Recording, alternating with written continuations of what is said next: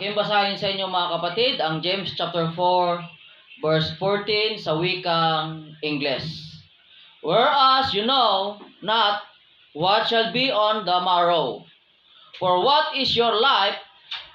It is even a vapor that appeareth for a little time and then vanisheth away. Sa Tagalog, kayo nga'y hindi nakaalam ng mangyayari bukas. Ano ang inyong buhay? Kayo nga'y isang singaw na sa sandaling panahon ay lumilitaw at pagdakay napapawi. Manalangin tayo mga kapatid. Dakila't mabaging Diyos, nabasa na po Panginoon ang iyong salita na gagamitin namin Panginoon sa pangangaral sa araw na ito. Dakila ka Panginoon sa aming kalagitnaan. Kumilos nawa ang iyong Espiritu Santo sa bawat isa. Lord, narito na po Panginoon, nakatayo na ang iyong lingkod. Ikaw nawa ang maglangis sa akin Panginoon upang mayasi kong maigi ang iyong mga salita sa bawat isa. Magpadala ka nawa Panginoon ng magagandang rema upang ito Panginoon ang magiging kalakasan at nang may bigkas kong maigi, mapagbulay-bulayan namin maigi Panginoon ang iyong mga salita na magbibigay sa amin ng bagong kalakasan. Lord, narito rin po Panginoon ang bawat handog at alay ng bawat isa Panginoon. Ikaw nawa Panginoon na magbalik sa kanila ng siksik, liglig at umaapaw na pagpapala. Lord, ikaw na rin po Panginoon ang magpala sa bawat isa sa araw na ito. Lord, maraming salamat sa lahat ng iyong gagawin at sa mga gagawin mo pa sa amin. Malaya kang kumilos sa aming kalagitnaan. In Jesus' name, Amen. Palakpakan natin ang Diyos mga kapatid. At ang bawat isa sa ngayon ay malaya na pong makakaupo. Praise God. So ang ating topic mga kapatid ay napamagatang What is life? Ano ang buhay? So, sa katanungang ito mga kapatid, marahil lahat tayo mga kapatid ay mayroong sari-sariling opinyon patungkol sa tinatawag na ano ba ang buhay. So, ano ba ang buhay mga kapatid? According mga kapatid sa mga salit-sabing mga tao mga kapatid, sa mga sabi-sabi, ang buhay daw mga kapatid ay between born and death. Pero ayon sa pagsasaliksik mga kapatid, hindi po totoo na ang buhay ay between born and death. Kasi nung nandun pa tayo sa sinapupunan ng ating magulang, ng ating ina mga kapatid, ay meron na tayong buhay. So sabi naman nila mga kapatid, ang buhay ay regalo ng Diyos o bigay ng Diyos mga kapatid. At ang sabi naman ng iba mga kapatid, na ang buhay ay nagsisimula mga kapatid noong nakilala na natin ang Panginoon. Pero sa katotohanan po mga kapatid, it is hard to define what is life. Yan po ang katotohanan mga kapatid, mahirap talagang alamin, patunayan o ipaliwanag kung ano ba talaga ang buhay. But all of us, alam natin na ang buhay ay masabi natin mga kapatid na napakahalaga. Amen ba? So, mahalaga ba ang buhay sa bawat isang naririto? Maraming salamat sa isa. Praise God. So, napakahalaga po ng buhay. Pero alam nyo ba mga kapatid na ang buhay po ay hindi lamang sa buhay nating ginagalawan ngayon. Hindi lamang po ito ang buhay. Nangakala ng iba mga kapatid, pagkamatay ng tao ay wala na. But the Bible tells us mga kapatid na meron pang buhay pagkatapos itong buhay na ito. At tinatawag yung mga kapatid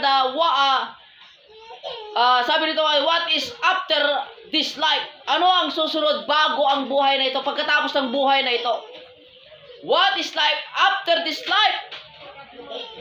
So ano ba ang buhay pagkatapos ng buhay na ito? At meron pa sinasabi nito mga kapatid na, what is the life after life? So pagkatapos ng buhay na ito, pagkatapos ng life after life, mga kapatid, yung pagkatapos ng buhay na to, ay meron pang susunod at meron pang susunod muli. Naunawaan niyo po mga kapatid ang aking sinasabi? Na meron pala ang tatlong patutunguhan ang buhay. Pagkatapos ang buhay na ito, at sa susunod pang buhay, mga kapatid. At sabi ng iba, mga kapatid, na meron daw tinatawag na reincarnation. Na-encounter nyo na ba yung mga kapatid? Yung tinatawag nila na excuse me, reincarnation. Na tayo daw ay may re-reincarnate ulit. In other words, maaaring ganitong ulit, tao ulit. Yung iba raw sinasabi magiging ibon, magiging animals, o... Pero sabihin ko sa inyo nga, hindi naman totoo yung reincarnation. Yan po ay imagination lang, mga tinatawag natin na fantasy. Kasi sa Bible, mga kapatid, wala po tayong mababasa na reincarnation. Kasi kung totoo yung reincarnation na yan, mga kapatid, bakit patuloy pa rin ang pagdami ng tao? Di ba? Sana kung totoo yung reincarnation na yan, kung 1,000 lang ang tao noon, hanggang ngayon 1,000 pa rin. Kasi nare-reincarnate lang sila eh. Pero hindi. Patuloy na lumulumo ang tao. Patuloy na dumadami. Ibig sabihin, mga kapatid, ang theory sa reincarnation ay void. Hindi talaga totoo. No? Kaya sabi nila, mga kapatid, nagsasabi na, pag mamatay ako, mare-reincarnate talaga ako ulit. Pero hindi po totoo yun. Kasi ang sabi ng Bible, mga kapatid, it's appointed unto man once to die and after this judgment. Ibig sabihin, merong hukom na naghihintay na sa atin pagkatapos ng kamatayang ito. Pagkatapos ng buhay na ito, mga kapatid, ay meron ng hukom na naghihintay sa atin. At pagkatapos ng hukom na meron pa tinatawag na final judgment. Yung pinaka-huling hukom, mga kapatid. Hello? Baka sinasabi nyo, mga kapatid, wala akong mga supporting verse dito. Meron po. Meron po tayong mga supporting verse dito. Kaya ang buhay na ito dito natin sa ibabaw ng lupa na ito, mga kapatid, masasabi natin na meron po itong lifespan. Di ba? Mapalad na tayo, mga kapatid, kung abutin pa natin ng 100 years. No? Kasi meron nga dyan iba, mga kapatid, hindi talaga natin masabi kung, gaya na sinabi ng text natin sa James chapter 4 verse 14, na sino bang nakakalam ng bukas? Hindi natin pwedeng sabihin, mga kapatid, na saka na lang ako mamamatay siguro pag may edad na ako ng 90. Mas mauna kang mamamatay kasi mas matanda ka sa akin. Hello? Hindi natin pwedeng sabihin yun. Di ba meron tayong tinatawag na census? Sige, mag-census ka doon sa Campo Santo, doon sa sementeryo. Alamin mo yung mga edad ng mga namatay doon. Meron ba tayong masabi na ang edad ng namatay doon ay pinakamababa ay 18? Para sabihin natin, saka ka na lang mamatay pag magtawan ka na ng 80? Wala, di ba? Kasi meron nga doon edad 0 eh. Kapapanganak pa lang, namatay na. Meron din edad doon, 1, 2, hindi pare-parehas. Di ba? Meron nga rin doon na edad, 100 to. Di ba? Kaya masabi natin ba, hindi talaga natin magagarantiya ang buhay. So sabi nga doon, hindi natin alam ang buhay. Na pagkatapos ng buhay na yan, mga kapatid, pagdakay na riyan, mamaya mawawala. At darating na lang na magiging alaala. So, yan ang buhay natin dito sa lupa. Walang nakakaalam. Pero habang nabubuhay tayo dito sa lupa, mga kapatid, maaari natin paghandaan yung tinatawag na afterlife. And the life after that life. Papaliwanag ko maigi, mga kapatid, kung bakit ko sinasabi na afterlife and after that life. Kasi pagkamatay natin, mga kapatid, meron pa tayong dalawa muna. Hindi pa muna, mga kapatid, doon sa lake of fire at sa heaven o everlasting life sa piling ng Diyos, mga kapatid. Meron munang dalawa. According to sa paliwanag ng ating Panginoon sa parable ng Panginoon Jesucristo sa Book of Luke. Na sinasabi niya naman, merong isang mayaman at meron isang pulubi na si Lazaro. Saan sila napunta mga kapatid? Doon sa Hell, Hades, tinatawag doon mga kapatid na ayun sa lugar ng mayaman ay mga doon, tinatawag nilang Hell, Hades, Sheol. Pero yun kay Lazaro mga kapatid, napunta muna siya sa paraiso. Doon sa lugar ni Amang Abraham. In the Abraham bosom mga kapatid. Kaya yun muna pupuntahan ng kaluluwa. Kaya nga may nagtatanong saan ang mga patay.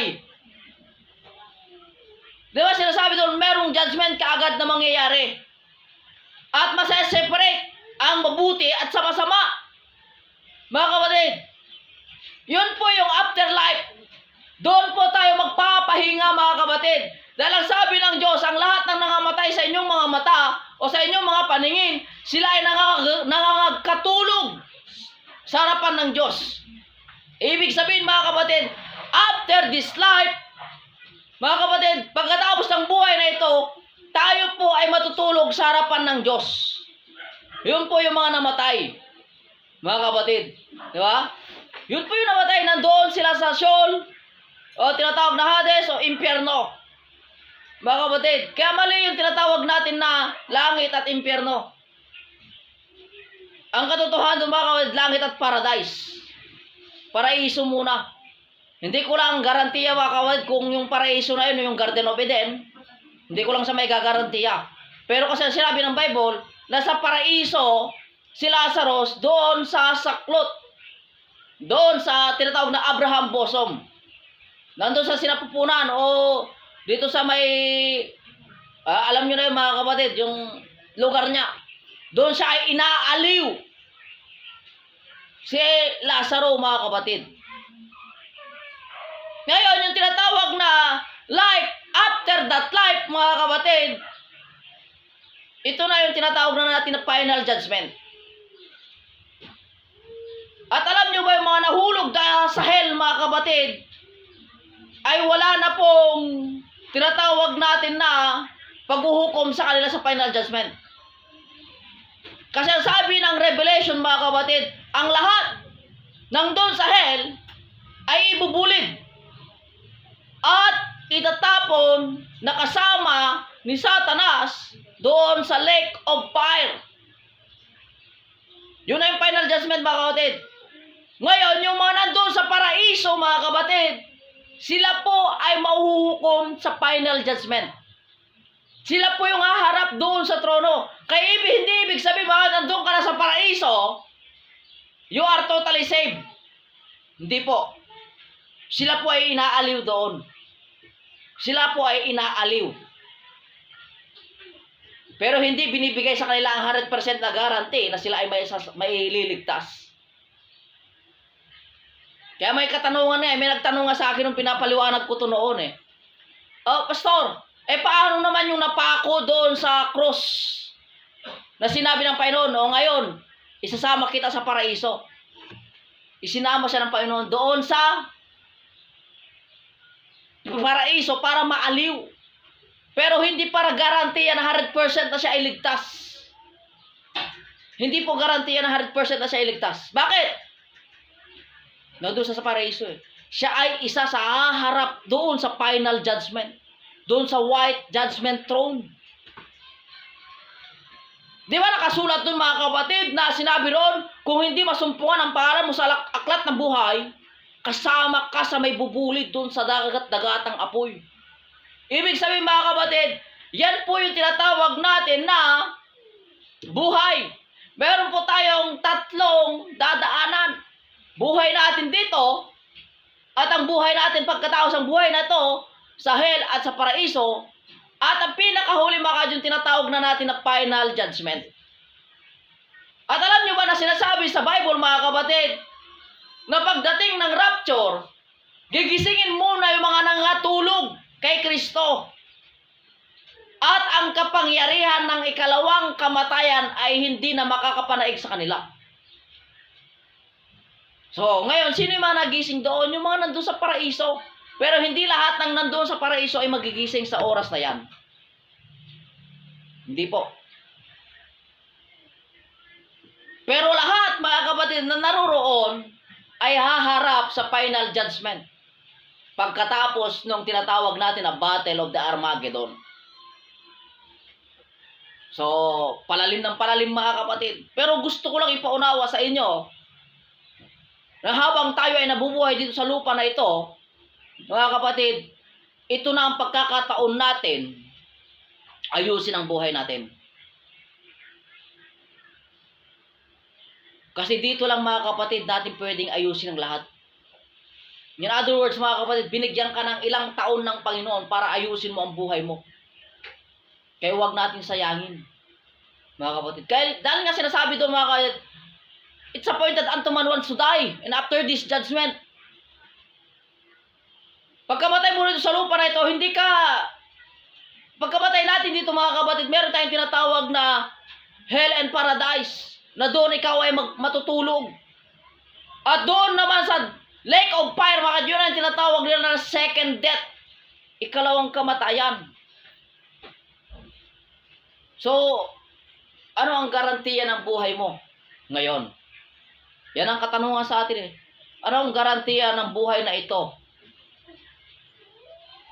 Sigurado ba tayo mga kapatid ang buhay na ito ay sa paraiso mahuhulog, mapupunta, at doon sa langit ang patutunguhan? Alam natin mga kapatid, at maraming nagsasabi na hell is real, heaven is real. May mga nagsasabi mga kapatid na ang nakakapagtaka lang nga mga kapatid, hindi nila sinasabi na lake of fire is real. Kasi yung hell mga kapatid kaya pang tiisin ng tao doon. Tingnan mo yung mayaman na nahulog doon. Di ba? Kaya pang tiisin eh. Anong sabi niya? Amang Abraham, maaari bang utusan mo si Lazaro na ikanaw ang kanyang hintuturo sa tubig at patuluan lang ang aking dila at nang ako'y mapreskuhan? Di ba? Ibig sabihin mga kapatid, doon sa hell, kaya pang tiisin. Pero pagdating doon sa lake of fire, mga kapatid, hindi na makayang tiisin. At ang masaklap doon mga kapatid, sabi ng Bible, sa 1 Corinthians, kung di ako nagkakamali, sabi doon mga kapatid, ang katawang ito ay papalitan ng katawang hindi nasisira. At ang masaklap doon mga kapatid, lahat, masama at mabuti, papalitan ng Diyos ang katawan na ito. Mabuti ka man o masama ka man, papalitan ng Diyos ng katawang hindi masisira. Ngayon, dahil hindi na ito masisira, hindi na maaagnas, pag ito ay nahulog doon sa lake of fire, ramdam mo yung sakit. Pero alam mo ba kung anong sabi ng isang mga ngaral sa kanyang pagpapaliwanag doon? Hindi naman yung physical na sakit ang magpapahirap sa'yo doon eh. Sabi niya eh, hindi ang physical na sakit ang magpapahirap sa'yo, kundi yung mental na sakit. Na sana nung nabubuhay pa ako ay sumunod na ako sa kalooban ng Diyos. Na sana nung nabubuhay pa ako, ginawa ko na ang kalooban ng Diyos. Hello? Puro na lang sana doon. Kaya huwag nating hintayin mga kapatid, yung sinasabi lang nasa huli ang pagsisisi. Ngayon ang oras ng pagsisisi. While we're still alive, now is the time to surrender ourselves to God. Dahil wala nang susunod na pagkakataon. Hello? Wala nang susunod na pagkakataon mga kapatid. Kasi sinasabi nga ng Bible, it's appointed unto one once to die, and after this judgment, paghuhukom ng sunod. Kaya kung hindi tayo magbabago, kung hindi tayo susunod sa kalooban ng Diyos, anong mangyayari sa atin mga kapatid? Na sinasabi nga ng Bible, nandoon yung eternal punishment. Saan mo ipagpapalit ang buhay mo ngayon? Saan mo ipagpapalit ang buhay mo? Na sinasabi nga doon mga kapatid, ang buhay natin ay merong hangganan. Ang buhay natin dito sa ibabaw ng lupa mga kapatid ay meron tong lifespan. Ngayon saan mo gugugulin? Yung tinatawag natin na isang, masabi natin na 50 years ka dito sa mundo ito. 60 years, 70 years, 80 years, 100 years, kahit sabihin natin abutin ka pa ng 120 years. Kung ikukumpara mo siya doon sa eternal life, maikli lang yung 120 years. Maikli lang siya sa walang hanggang buhay. Saan mo gugugulin ang buhay mo dito sa ibabaw ng lupa? Gugugulin mo ba ang buhay mo dito sa ibabaw ng lupa na darating araw magsisisi ka? Na sana sinunod ko ang kalooban ng Diyos, narinig ko ang mensahe, dapat sana sinunod ko na lang. Alam niyo ba ang kagandahan ba pag sinusunod natin, walang mawawala sa atin. Pag sinunod mo ang bautismo sa pangalan ng ating Panginoon, wala na mawawala sa iyo eh. Meron bang makukuha sa iyo? Meron bang mawawala sa iyo? Di ba wala? At ang kagandahan doon, nasunod pa ang kalooban ng Diyos. Sabihin nila, ano naman ang religion? Di ba? Hindi naman mawawala ang religion mo, nandyan pa rin. Hindi religion ang basihan sa pagpapabautismo sa pangalan ng Panginoon. Kundi ito isang garantiya, mga kapatid, na masusunod mo ang kalooban ng Diyos. Hello? Nandiyan pa ba kayo mga kapatid? Isang palakpak nga dyan para sa Panginoon.